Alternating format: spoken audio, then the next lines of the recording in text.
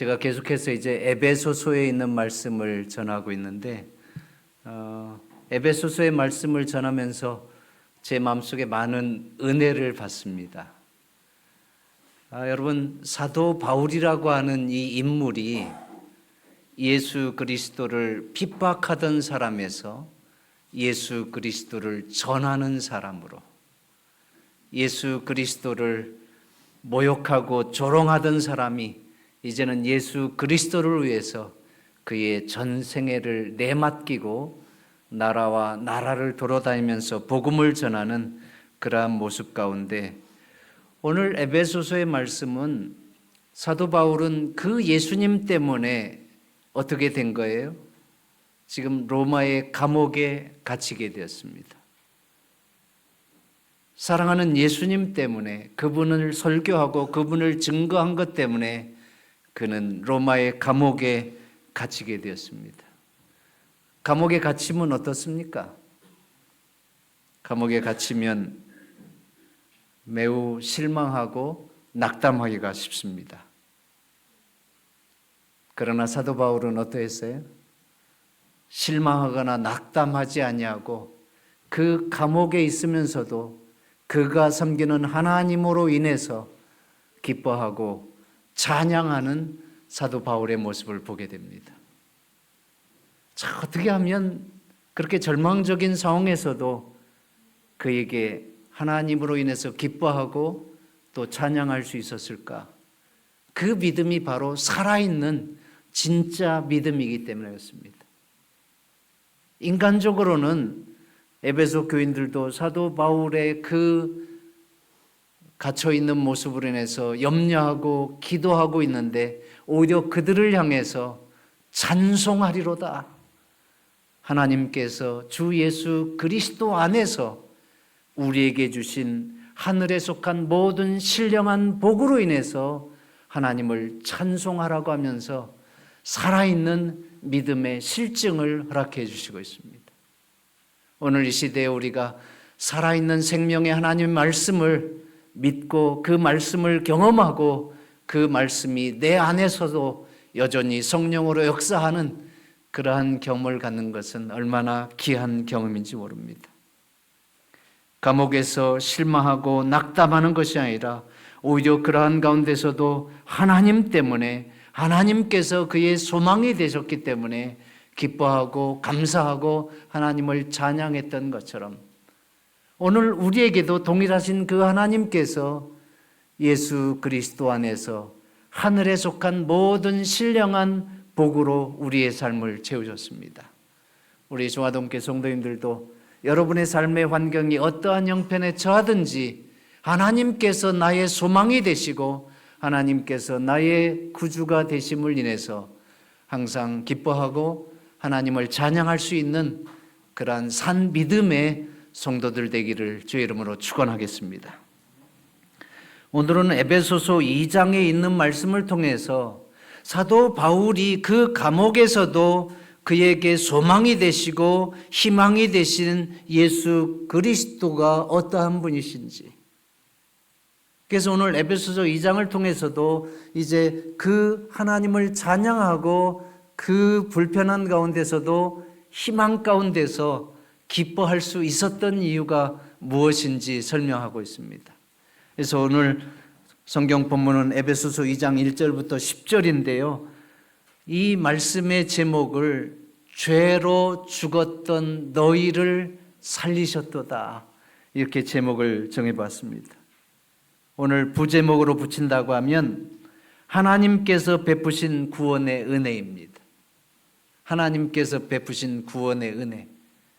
로마의 감옥에서 실망하고 좌절할 수밖에 없는 상황에서도 하나님께서 그에게 소망이 되시고 또 기뻐할 수 있게 하시고 담대한 믿음으로 승리할 수 있게 하신 것은 예수 그리스도 안에서 내게 주신 하늘에 속한 모든 신령한 복 때문이라고 그랬는데 오늘은 그 사실을 설명하고 있습니다. 하나님께서 베푸신 구원의 은혜를 설명하고 있습니다. 우리 에베소서 2장 1절부터 있는 말씀 보겠습니다.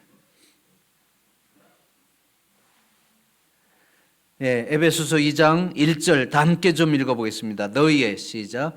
너희의 허물과 죄로 죽었던 너희를 살리셨도다. 허물과 죄로 죽었던 너희를 살리셨도다. 여러분 여기에 뭐가 빠졌어요? 주어가 빠졌습니다. 누가 허물과 죄로 죽었던 너희를 살리셨다는 거예요? 네? 여기 주어가 누구예요? 예수님입니다. 예수님이 허물과 죄로 죽었던 너희를 살리셨다는 겁니다. 자, 여러분, 예수님이 허물과 죄로 죽었던 너희를 살리셨도다. 여기 참 재미가 없네. 지금 이 엄청난 복음의 진리가 선포되고 있는데 여러분 예수님 모르는 사람들 같아요. 저 위에 5층만 가도 이런 얘기하면 아멘하고 박수치고 난리를 하는데 왜 여러분들은 이렇게 예수님이 허물과 죄로 죽었던 타이밍이 안 맞잖아. 타이밍이. 자, 다시 에베소서 2장 1절에 보면 생략된 주어까지 내서 예수님이 허물과 죄로 죽었던 너희를 살리셨도다. 네. 이렇게 돼야 되는 거예요. 예수님께서 허물과 죄로 죽었던 우리를 구원하셨도다. 네. 얼마나 감사한 겁니까? 오늘 사도 바울은 오늘 에베소서 2장을 통해서 예수 그리스도를 통해서 베푸신 구원의 은혜가 무엇인지를 아주 리얼하게 설명하는데 이 부분들을 통해서 다시 한번 우리의 신앙을 재점검하는 그러한 시간이 됐으면 좋겠습니다. 여러분, 허물과 죄로 죽었던 인생, 지금 이것은 누구에게 보내는 편지예요? 에베소 교회에 보내는 편지예요. 그러니까 이 말을 직접적으로 사도 바울이 얘기하는 것은 그가 감옥에 있으면서도 내가 하늘에 속한 모든 신령한 복으로 해서 기뻐하고 감사하고 하나님을 찬양할 수 있는 것은 바로 예수 그리스도께서 허물과 죄로 죽었던 나를 구원하셨기 때문인데, 지금 이 얘기를 하면서 이제 그 구원의 법을 자세하게 설명하는 첫째로 너희가 예수 그리스도 안에서 살림을 받기 전에는 어떠한 인생이었다는 거예요? 허물과 죄로 죽었던 인생이다. 여러분, 우리 모두는 어떤 면에서 허물과 죄로 죽었던 인생입니다. 자, 허물과 죄로 죽었던 인생이라고 하는데 허물과 죄는 뭡니까? 허물과 죄. 네, 단우 이거 맞히면 목사님이 짜장면 사줄게. 허물과 죄는 뭐예요? 네, 이게 참 아빠가 옆에서 도와주면 맞힐 수 있을 텐데. 자, 여러분, 허물과 죄는 우리가 막연하게 알던 걸 좀 구체적으로 하면 허물이라고 하는 것은 우리가 해야 할 일을 하지 못하는 것을 일컫는 죄입니다. 이 죄는 신학적으로 소극적인 죄라고 합니다. 그래서 로마서에는 너희가 선을 행할 줄 알고도 행하지 아니하면 그것이 죄다 이렇게 얘기합니다. 우리가 선을 행해야 되는 것을 알면서도 하지 못하는 게 얼마나 많습니까?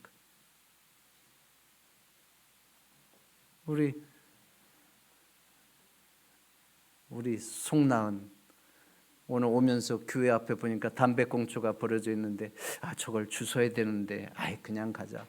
이것도 죄라는 거예요. 그러니까 신학적으로 허물은 우리가 도덕적이고 양심적인 것까지도 죄로 규정을 합니다. 행동으로 나타나지 아니한 마음속에 있는 그러한 것들도 허물이에요. 연약한 부분들. 그런가 하면 죄는, 크라임은 우리가 하지 말아야 될 죄를 범하는 거예요. 다른 사람을 사기치는 거, 또 교통법규를 어기는 거, 교통법규를 어기면 바로 범칙금이 나오잖아요. 그래서 죄는 해서는 안 되는 행위를 하는 죄인데 이것은 적극적인 의미의 죄입니다. 그럼 여러분, 허물과 죄로 죽었다는 것은 뭐예요? 너희가 허물과 죄로 죽었었다. 예수님이 구원해 주시기 전에는 말 그대로 로마서 6장 23절에 나타난 죄의 싹슨 사망이니 이 얘기를 하는 것입니다. 허물과 죄로 우리는 죽었었다는 거예요. 말 그대로 죽었다는 거예요. 자, 여러분, 제가 이 장미를 우리 교회 화단에서 좀 꺾어 왔는데 이 장미는 지금 살아 있습니까? 죽었습니까? 여러분, 이 장미는 지금 살아 있는 것처럼 보이지만 죽었습니다. 왜 죽었어요? 네, 꺾였다고 하는 것보다 좀 더 고차원적으로 생명의 근원으로부터 떨어졌기 때문에 죽었다고 표현할 수 있습니다. 그래서 지금 살아있는 것 같지만 결국은 이 나무 안에 있는 생명의 기운이 다 빠져나가면 이 나무는 말라서 죽습니다. 허물과 죄로 죽었다고 하는 것은 바로 이 표현입니다. 우리가 지금 이렇게 살아있는 것처럼 보이지만 예수 그리스도와 단절돼서 허물과 죄 가운데 사는 인생이라고 하면 우리는 생명의 근원으로부터 떨어져 있기 때문에 죽은 것입니다. 산 것처럼 보이지만 죽은 거예요. 그래서 우리는 생물학적으로도 26살 이후부터는 성장이 멈추고 늙어갑니다. 죽어가는 거예요. 쇠해져가는 거예요.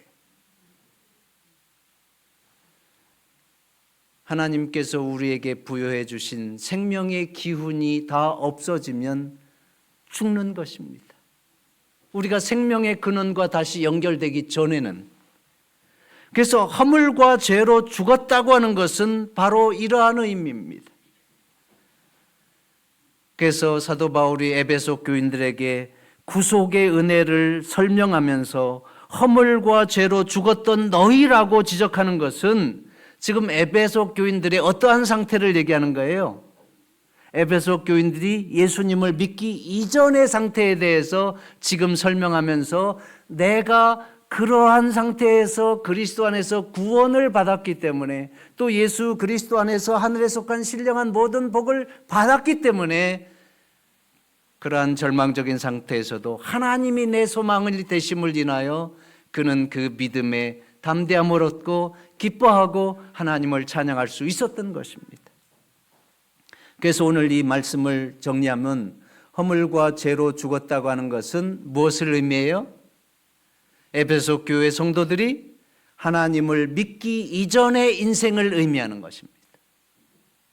또 하나님이 없이 살았던 인생, 믿음 없이 살았던 인생, 하나님을 알고 있었지만 하나님을 떠나서 살았던 인생을 바로 허물과 죄로 죽었던 인생이라고 표현하고 있습니다. 자, 그러면 사도 바울은 그 에베소서를 계속 읽어보면 허물과 죄로 죽었던 인생에 대해서 세 가지로 좀 더 구체적으로 표현합니다. 허물과 죄로 죽었었던 예수 그리스도와 연결되기 전에는 나의 삶이 어떠한 삶이었는지, 첫째는 여러분 에베소서 2장 2절 다 함께 읽어보겠습니다. 그때에는 시작. 그때에 너희는 그 가운데서 행하여 이 세상 풍조를 따르고 공중의 권세 잡은 자를 따랐으니 곧 지금 불순종의 아들들 가운데서 역사하는 영이라. 여러분, 이 말들이 복잡하지만 우리가 예수 그리스도와 생명의 근원이 연결되기 전에는 허물과 죄로 죽었었던 그 삶은 바로 첫째는 어떻게 살았다는 거예요? 이 세상의 풍조를 따라서 살았다. 이 세상의 풍조는 뭐예요? 이 세상의 풍조는 시대의 흐름에 따라서 변하는데 유행이라든지 가치관이라든지 생활의 어떤 스타일이라든지 이런 것을 의미합니다. 그런데 여러분, 성경적인 관점에서 너희가 세상의 풍조를 따랐다, 이것은 좋은 얘기예요? 나쁜 얘기예요? 안 좋은 의미입니다. 세상의 풍조를 따라서 죄악된 세상의 방식을 따라서 살았다, 이 얘기입니다. 그래서 허물과 죄로 죽었던 인생, 예수 그리스도를 만나기 이전의 인생은 우리는 이 세상의 풍조를 따라서 죄악된 인생을 살았다, 지금 그렇게 얘기하는 것입니다. 예수님을 만나기 이전의 삶에 대한 이러한 세상의 풍조를 따라서 비교하기 좋아하고 높아기지기 좋아하고 남들보다 조금이라도 더 좋은 아파트에 살아야 되고 또 좀 더 좋은 차 타야 되고, 그래서 그것을 서로 비교하면서 야, 나는 이런 차인데 너는 그거밖에 안 되니, 그러면서 좀 이렇게 무시하기도 하고, 또 그러한 것에 대해서 어떤 자부심을 느끼려고 하고, 그러한 부분들이 세상의 풍조를 따라서 사는 가치관입니다. 그 다음에 두 번째는 공중의 권세 잡은 자를 따라서 살았다. 허물과 죄로 죽었던 예수 그리스도와 무관한 인생이었을 때는 우리가 이 세상의 풍조를 따라서 살았을 뿐만 아니라 이 세상 공중의 권세를 잡은 자를 따라서 살았다. 이 부분을 좀 더 얘기하면서 바로 불신의 아들들로서 산 것이 그것이다. 이 얘기를 묵상하면서 저는 참 많이 하나님 없이 사는 인생이 얼마나 허망한 것인지에 대해서, 하나님 없이 우리가 우리의 행복을 위해서, 우리의 출세를 위해서, 우리의 건강을 위해서, 우리의 가족을 위해서 열심히 이 세상 풍조에 따라서 살지만 그것이 결국은 이 세상 공중의 권세 잡은 자를 따라서 사는 것이고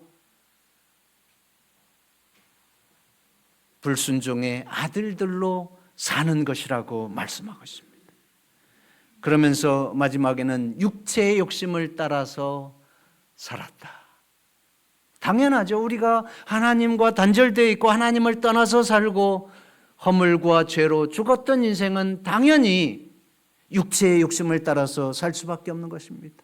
육체의 욕심을 따라서 자기 마음이 원하는 대로 그러한 인생의 목적과 계획을 따라서 사는 것인데, 여기 여러분 당연한 것을 성조적에서는 이 육체의 욕심이라고 하는 것은 죄된 욕망이나 그런 죄악된 생애를 의미하는 그런 함축적인 의미가 있습니다. 그래서 사도 바울은 허물과 죄로 죽었던 예수님과 연결되기 이전의 과거의 삶에 대해서 얘기하면서 그러한 삶을 한마디로 뭐라고 표현하고 있어요? 오늘 보니까 에베소서 이제 2장 3절 다 함께 읽어보겠습니다. 시작. 왜냐하면 우리도 다 그 가운데서 우리 육체의 욕심을 따라 지내며 육체와 마음에 원하는 것을 하여 다른 이들과 같이 본질상 진노의 자녀였더니, 다른 이들과 같이 본질상 진노의 자녀였다. 우리가 하나님을 알기 이전에는 죄와 허물 가운데서 이 세상의 풍조를 따라서 살고 공중의 권세를 잡은 자를 따라서 살고 불순종의 아들들로서 육체의 욕심을 따라서 살았는데, 그것은 결국은 본질상 진노의 자녀들이었다, 이렇게 표현하고 있습니다. 근데 여러분, 허물과 죄로 죽었던 본질상 진노의 자녀들을 하나님께서 어떻게 하셨다는 거예요?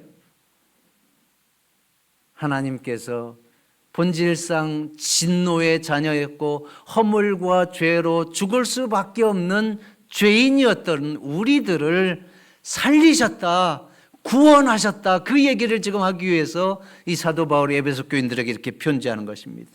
그래서 오늘 예수님이 허물과 죄로 죽었던 너희를 살리셨도다. 아이, 참 이렇게 신호가 안 가네. 예, 우리가 이렇게 문화가 안 돼 있어서 그래요. 여러분, 허물과 죄로 죽었던 우리를 예수 그리스도께서 십자가의 그 크신 사랑으로 우리를 살리시고 구원하셨습니다. 네, 이게 하나님께서 주시는 복음입니다. 그래서 이 예수 그리스도를 통해서 우리를 구원하신 그 구속의 은혜를 지금 설명하는데, 여러분 이제 에베소서 2장 4절로 5절 다 함께 읽어보겠습니다. 긍휼히 시작. 긍휼이 풍성하신 하나님이 우리를 사랑하신 그 큰 사랑을 인하여 허물로 죽은 우리를 그리스도와 함께 살리셨고 너희가 은혜로 구원을 얻은 것이라. 그래서 예수 그리스도와 단절된 생명의 근원으로부터 떠났던 허물과 죄로 죽었던 인생들이 이제는 어떻게 했다는 거예요? 긍휼이 풍성하신 하나님께서 구원하셨다. 오늘 여러분 에베소서 2장 4절에 보면 긍휼이 풍성하신 하나님이 우리를 사랑하신 그 큰 사랑을 인하여 이렇게 표현하고 있는데, 이 부분에 보면 어두에 연결 단어가 원문에 있는 게 우리 한글 성경에는 빠졌습니다. 뭘까요? 여러분, 원문에는 밭이라고 하는 표현이 있습니다. 그러나. 그래서 그러나 허물과 죄로 죽었던 우리를 하나님께서 살리셨도다 이렇게 설명하면서, 허물과 죄 가운데 살았던 인생이 세상 풍조를 따라서 살고 공중의 권세 잡은 자를 따라서 살고 불신의 아들들로 육체의 욕심을 채우기 위해서 살았는데, 죄로 인해서 죽을 수밖에 없는 그러한 불쌍한 인생이었는데, 그러나 긍휼이 풍성하신 하나님이 우리를 사랑하신 그 크신 사랑을 인하여 허물로 죽은 우리를 그리스도와 함께 살리셨습니다. 바로 이 얘기를 사도 바울이 하고 싶은 거예요. 여러분, 너무 놀랍지 않아요? 우리 모두들도 허물과 죄로 죽었던 인생이에요. 생명의 근원으로부터 떨어져 있었던, 하나님과 무관하게 살던 그러한 인생들이었습니다. 그러나 하나님께서 우리를 그 크신 사랑을 인하여 예수 그리스도의 십자가로 구원하셔서 생명의 근원과 연결되게 하시고 그 크신 하나님의 은혜 가운데 살게 하신, 얼마나 감사한지 모르겠습니다. 오늘 이 하나님으로 인해서 사도 바울이 옥중에서도 소망이 되고 하나님께 기뻐하고 찬양했던 것처럼, 우리 모든 성도인들도 우리를 구원하신 이 크신 하나님으로 인해서 언제 어떠한 상황에 있든지 하늘을 바라보고 재림의 소망 가운데 하나님께서 여러분들의 소망이 되고 위로가 되고 힘이 되고 삶의 의미가 되기를 주의 이름으로 축원하겠습니다. 여기 하나님께서 왜 우리를 구원해 주셨는가? 사도 바울은 이 부분을 두 가지로 얘기하는데, 하나님께서 우리를 왜 구원하셨어요? 네, 단우를 하나님이 왜 구원하셨을까? 단우를 위해서 왜 예수님이 십자가를 지셨을까? 그것은 바로 하나님의 무엇 때문이라고요? 오늘 보니까 긍휼이 크신 하나님께서. 그래서 여러분, 하나님의 긍휼하심 때문입니다. 하나님께서 허물과 죄로 죽었던 우리를 불쌍히 여기시는 그 사랑의 마음, 긍휼의 마음이 우리를 구원하신 것입니다. 하나님의 긍휼하심이 없었다고 하면 우리는 예수님의 십자가를 도저히 주어질 수가 없는 것입니다. 두 번째는 하나님의 사랑 때문입니다. 그래서 여러분, 긍휼이 풍성하신 하나님이 우리를 사랑하신 그 큰 사랑을 인하여, 그러니까 하나님께서 우리에게 구원을 허락해 주신 것은 우리가 잘났기 때문이 아닙니다. 내가 하나님의 사랑을 받을 만하기 때문이 아닙니다. 우리가 이 땅에서의 사랑은 조건적입니다. 뭐뭐 하기 때문에, 이것은 네가 돈이 많기 때문에, 네가 내 마음에 들기 때문에, 네가 권세가 있기 때문에 내가 너한테 잘하는 거예요. 그래야 내가 뭐 얻을 수 있으니까. 그런가 하면 조건적 이프의 사랑이 있어요. 네가 나한테 잘해주면 나도 너한테 잘해줄 거야. 네가 나를 사랑해주면 나도 너를 사랑할 거야. 이게 조건적입니다. 그러나 예수 그리스도께서 하나님께서 예수 그리스도를 통해서 우리에게 베풀어 주신 사랑은 조건적인 것이 아니에요. 우리가 하나님의 사랑을 받을 만하고 또 하나님께 어떠한 헌신과 봉사를 하기 때문이 아니라 하나님께서는 그럼에도 불구하고 우리가 하나님의 사랑을 받을 만한 자격이 전혀 없고 오직 죄인 되었을 때에 우리를 손가락질하고 우리에게 희망이 없음에도 불구하고 하나님은 우리를 사랑하셔서 예수 그리스도를 선물로 주셨습니다. 예. 허물로 죽은 우리를 그리스도와 함께 살리셨고 너희가 그 은혜로 구원을 받은 것이라. 예, 여러분 이 에베소서 2장 5절 6절 다 함께 좀 읽어보겠습니다. 시작. 죽은 우리를 그리스도와 함께 살리셨고 또 함께 일으키사 그리스도 예수 안에서 함께 하늘에 앉히시니.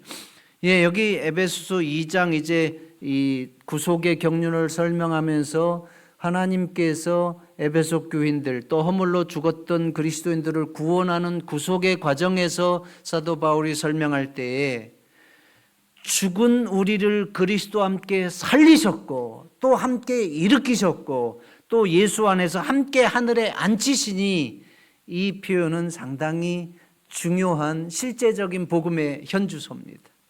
예수님께서 에베소서 1장 20절에 보면 십자가 위에서 죽으셨지만 하나님께서 능력으로 역사하셔서 그를 살리셨고 또 그를 일으키셨고 그를 승천시키셔서 하늘 보좌 우편에 앉게 하셨다. 이 얘기가 지금 이 부분으로 우리에게 와닿는 것은 예수 그리스도와 함께 우리를 살리셨고 이 부분은 예수 그리스도의 십자가를 통해서 우리를 구원하셨고 또 그분께서 죽으신 자 가운데서 다시 일으키심을 받고 이것은 부활하신 것을 말하고 또 하늘로 승천하사 하늘 우편에 앉으신 것처럼 우리가 바로 예수 그리스도와 함께 생명에 연결이 될 때에 하나님께서는 예수 그리스도를 다시 일으키시고 또 살리시고 하늘 보좌에 앉히신 것처럼 우리를 그렇게 하시겠다고 하는 약속의 말씀입니다. 이 말씀을 사도 바울은 믿은 거예요, 안 믿은 거예요? 말씀 그대로 믿고 확신했기 때문에 그 절망적인 상황에서도 예수 그리스도 안에서 하나님께서 주신 하늘에 속한 그 모든 신령한 복으로 인해서 그는 기뻐하고 그 어려운 자리가, 절망적인 자리가 오히려 하나님을 찬양할 수 있는 그러한 은혜의 장소가 되었던 것입니다.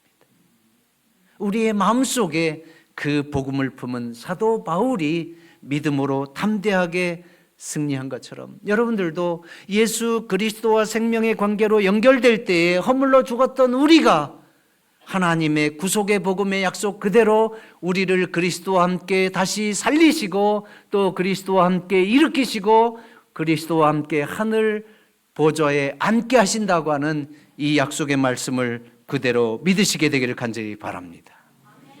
이제 여러분 오늘 이 구속의 경륜 또 하나님께서 이 사도 바울을 통해서 주시는 이 에베소서 2장의 핵심적인 기별이 오늘 이 말씀입니다.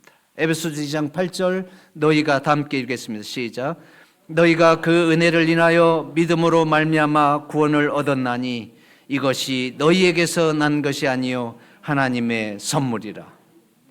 허물과 죄로 죽었던 인생들이 어떻게 구원을 받는지 결론으로 말씀하고 있습니다.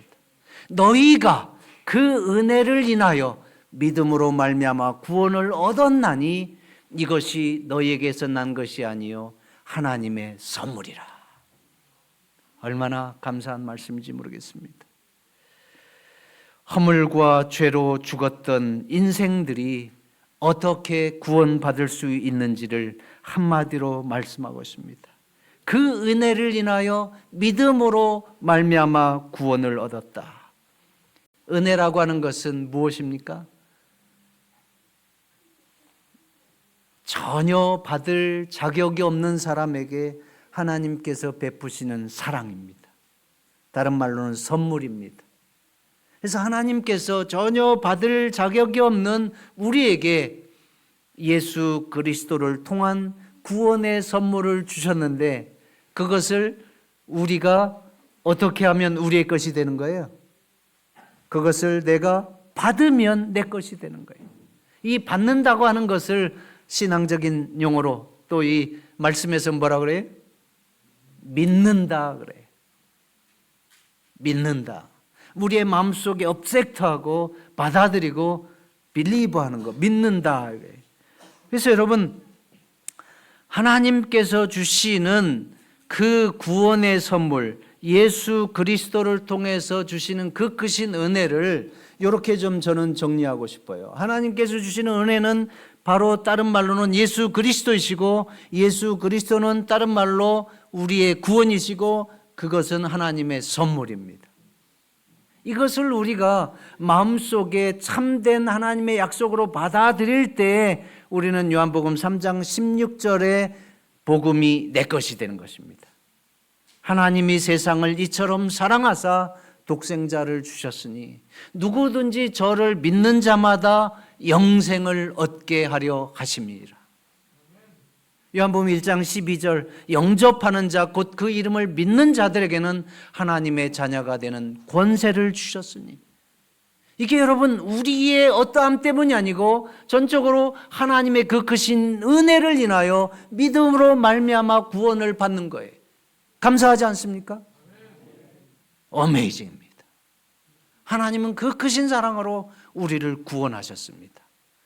예, 이제 제가 한 가지 좀 말씀을 드리면서 마치겠습니다.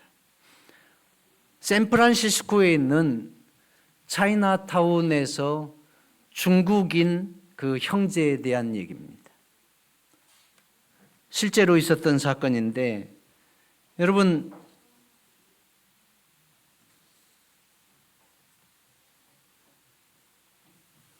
이들은 3남매가 살고 있었어요. 그 당시 청년기를 보내고 있었는데 부모님이 교통사고로 돌아가시고 이제 3남매가, 그래서 형과 또 여동생과 이제 남동생, 그렇게 해서 이제 형이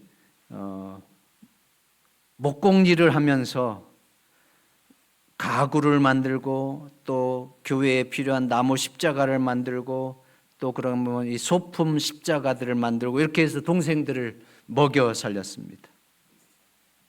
근데 이제 3명 다 부모가 없음에도 잘 자기들 위치에서 건강하게 자라면 좋은데, 이 남동생이 부모님이 돌아가신 충격으로 매일 술을 먹으면서 방황했습니다.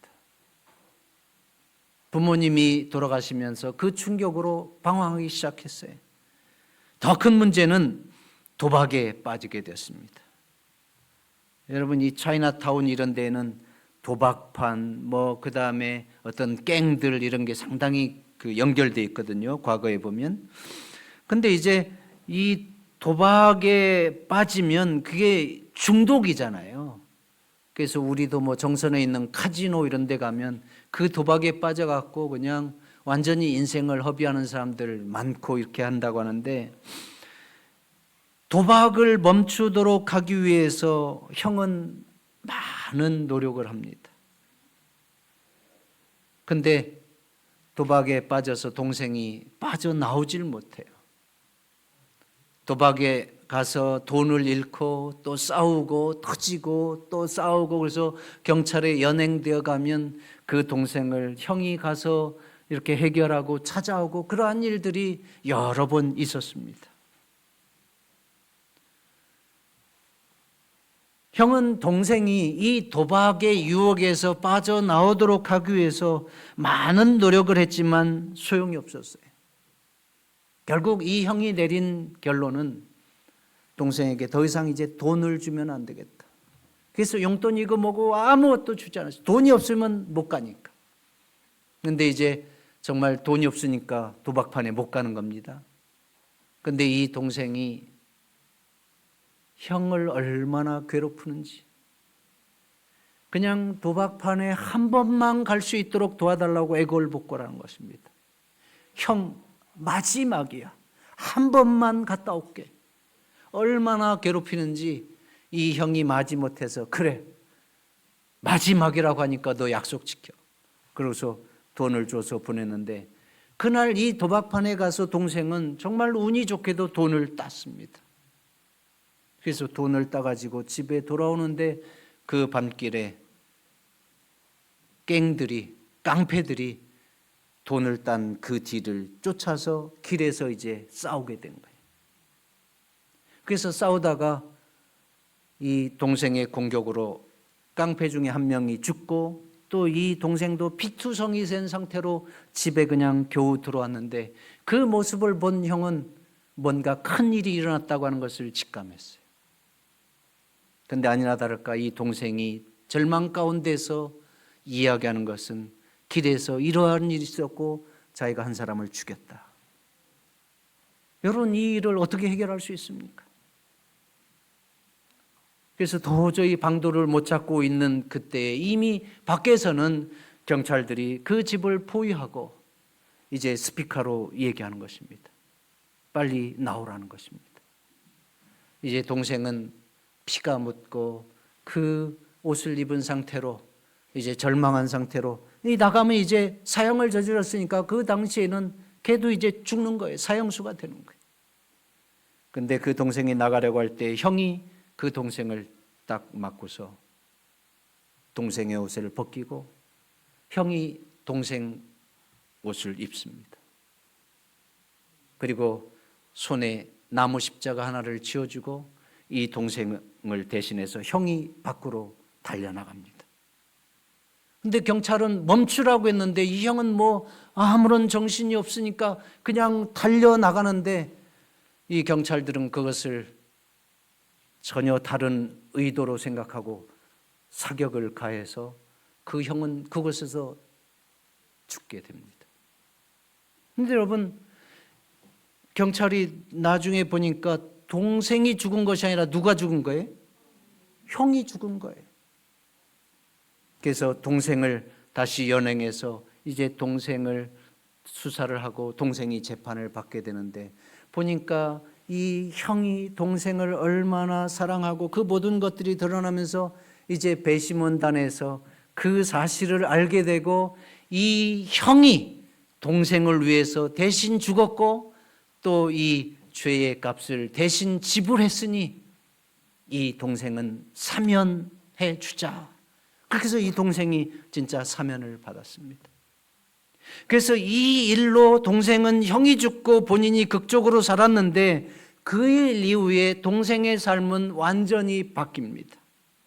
그래서 더 이상 도박이나 술이나 이런 모든 것 끊고 이제 형이 하던 과거의 그 목공일을 그가 대신하면서 형이 깎았던 그 십자가를 본인도 하나 깎아서 이제 형의 무덤에 가서 십자가 2개를 걸어놨는데 한 곳 자기 십자가에는 형에게 올리는 편지가 드려져 있습니다. 여러분, 형 때문에 살아난 이 동생이 바로 오늘 허물과 죄로 죽었던 우리를 그리스도께서 살리셨도다 하는 이 소식입니다.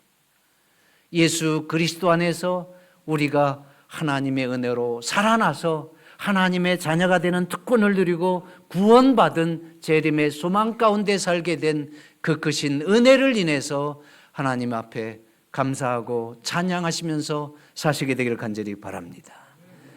갈라디아서 2장 20절에 그런즉 이제는 내가 산 것이 아니요 오직 내 안에 그리스도께서 사신 것이라. 내가 그리스도와 함께 십자가에 못 박혔나니 그런즉 이제는 내가 산 것이 아니요 내 안에 그리스도께서 사신 것이라. 오늘 사도 바울은 그 옥중에서도 본인이 하나님으로 인해서 담대하게 믿음으로 승리하며 찬양할 수 있었던 이유를 에베소 교인들에게 다시 한번 구속의 은혜를 설명하면서 우리 모두는 허물과 죄로 죽었던 인생이고 세상 풍조를 따라서 살았었고 또 공중의 권세 잡은 자를 따라서 살았었고 불순종의 아들들로 육체의 욕심을 누리기 위해서 살았던 죽어 마땅한 분노의 자녀들이었다. 그러나 예수 그리스도께서 그 크신 사랑으로 우리를 구원하여 하나님의 자녀가 되게 하셨으니 얼마나 감사하고 감사한 일입니까? 우리 모두에게 이러한 하나님이 우리의 하나님이심을 인해서 여러분 모두가 사도 바울처럼 절망적인 순간에도 오히려 하나님께서 희망이 되고 소망이 되어서 여러분 모두가 기뻐하고 하나님을 찬양할 수 있는 그러한 담대한 믿음의 성도들 되시기를 주의 이름으로 축원하면서 말씀을 줄이겠습니다.